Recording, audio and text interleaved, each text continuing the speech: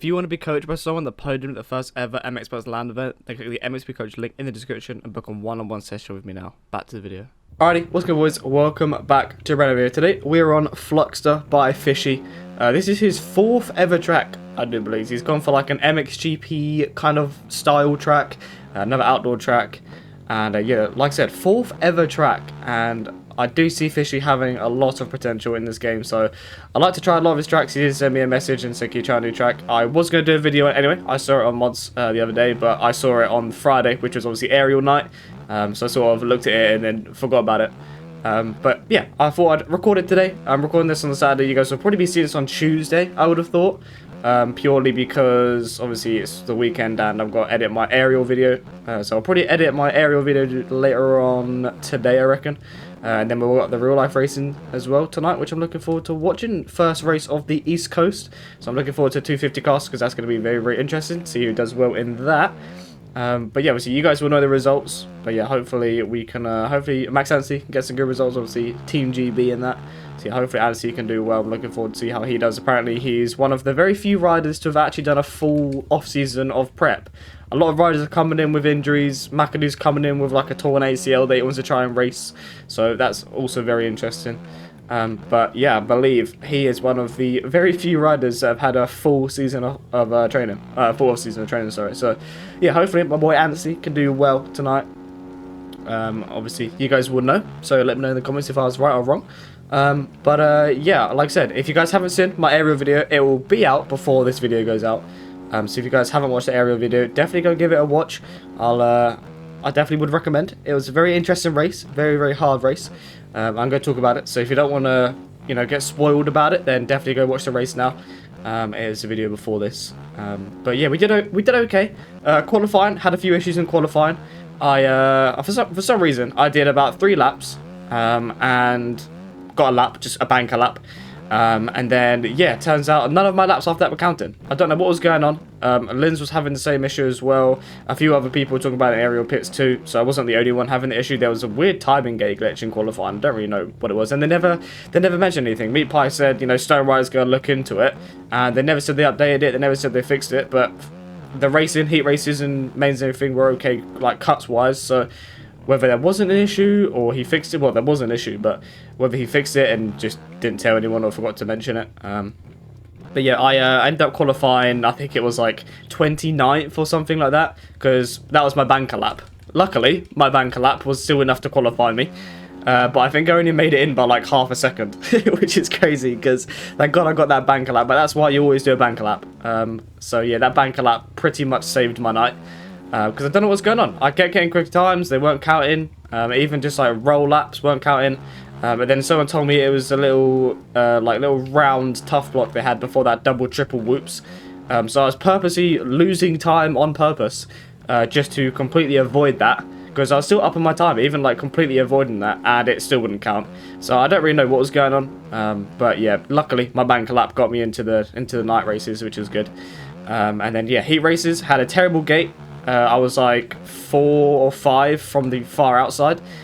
So I basically went into survival mode on the first lap, first half a lap or so.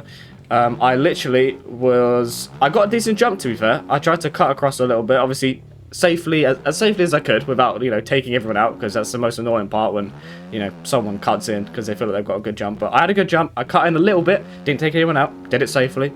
And yeah, I just kind of rode the very inside of the track for about half a lap. Like literally around the first corner I was far outside, and then literally held the inside, tucked in on the inside for the second corner, and then did that rhythm, just sort of doubled through that rhythm, and then tucked on the inside again and sort of rolled by the on-off section, sort of like rolled over, then doubled over. But yeah, I literally just tried to survive the first opening laps of the heat race. I was in like 8th, I think it was at the start. And then it was very, very hectic. Everyone was very, very close. That's one thing I've noticed about heat races so far this season. They've been very, very close. But I think that's because there's no ruts. There's nothing that, you know, divides the race in a heat race, because the E-ray doesn't start kicking in until the last 3 or 4 laps, and everyone's kind of in their positions by then. But Yeah, it's very awkward heat races sometimes because everyone's pretty much going the same pace. So you have to basically charge the entire heat, and it's very close. I believe I ended up getting 4th in the heat race, which I'm happy with. I'm happy with a 4th in the heat race. Gets you a decent gate, gets you about 8th gate pick, which isn't too bad. It's pretty much a guaranteed inside gate, which is good. Yeah, I managed to get a 4th, which is nice. And yeah, I believe from me to Jake had a bit of a struggle. He was getting taken out and taken out and taken out. It showed me the recording afterwards, but he ended up getting 9th. He got the move on the final lap in the whoops, which is 2 corners for the finish line. So I made a mistake in the whoops and he got into 9th. But he was very, very lucky that he got that position.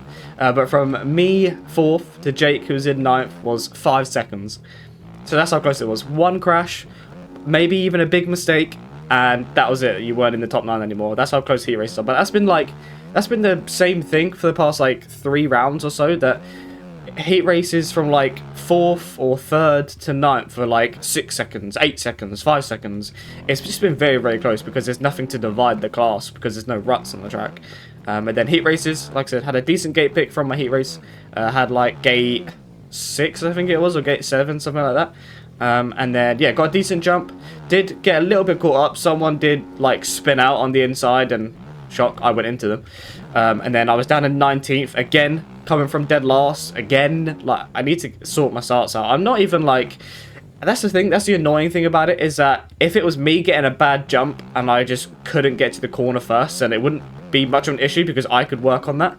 But I can't work on me being taken out in the starts because people will just try to be so hectic. People from like outside gate are going for whole shots and stuff when they just shouldn't be.